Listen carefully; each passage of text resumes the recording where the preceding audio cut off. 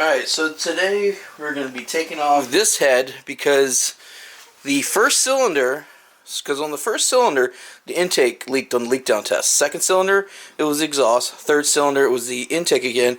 And the last three were perfect. So I really want to remove this head and check to see if it was a timing issue with the timing belt, and hope maybe the valves interfered with the pistons, and if the pistons have score marks, so they have to be replaced. You know, that sort of thing. I just kind of want to pull that off before I go and dive deeper into this 7M madness. The reason for that is because part of me is getting to the point where, like, with the 7M stuff, like, I'm just approaching more and more problems that I'm thinking that should I cut my losses and go into another platform, that being a 2J platform. What I mean by that is going to the junkyard, looking for a good 2J, like from a GS300. But yeah, that's what I'm starting to consider, just after pulling that head off and seeing how it needs much more work than I was really ready to put into this. Anyway, let's get this other head off. Wait, what? Huh. That explains why we had those leaks.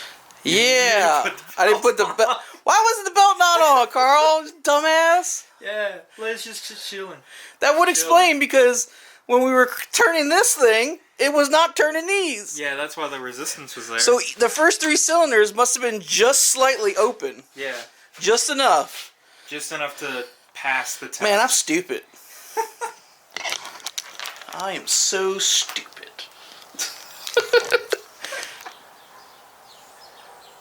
Carl, why does the manual have a van on it? Well, see, it says Cressida and van, so it covers both. Yeah, and I need to break it out because, as you see here on this thing, it's got cam towers. So I don't know if you can see inside. On the other side. So you can see inside here, the cam goes through the housing, very similar to like Jaguar engines and stuff of the 80s and 70s. And inside you got these rocker arms, and you got little hydraulic lash adjuster slash, you know, but these are bolted into the head, and then this whole thing comes off. So I had to look up the sequence on how to remove it. Which just so happens to involve a van. Well, the van has a different engine than this. But see,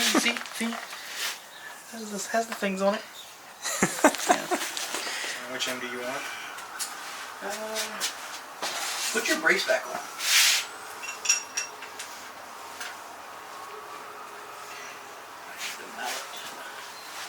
Loosen it up.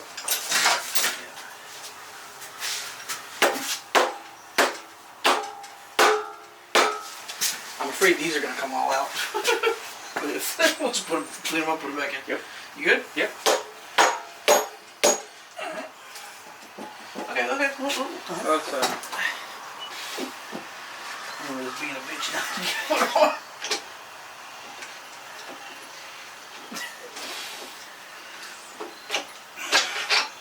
The big thing is you gotta get it even. No, don't turn it, don't turn it.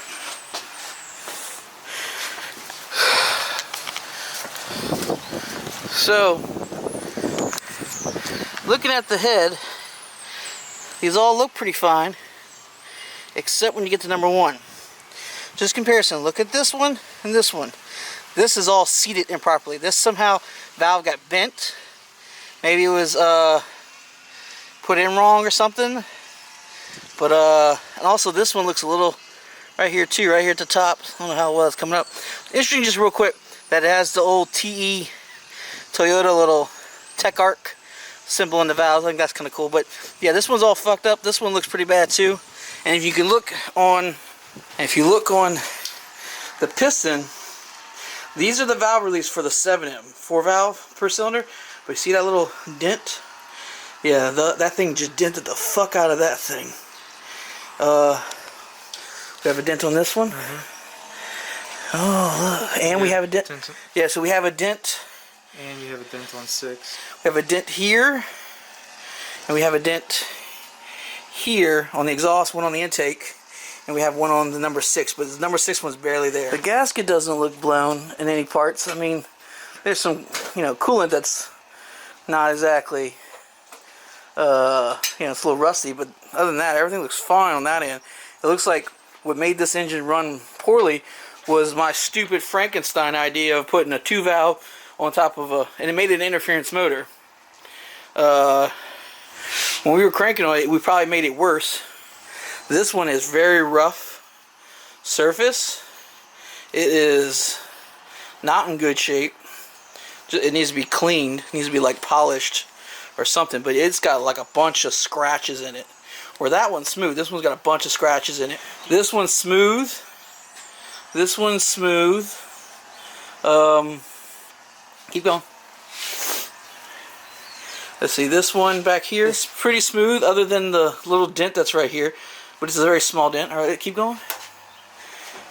And this one's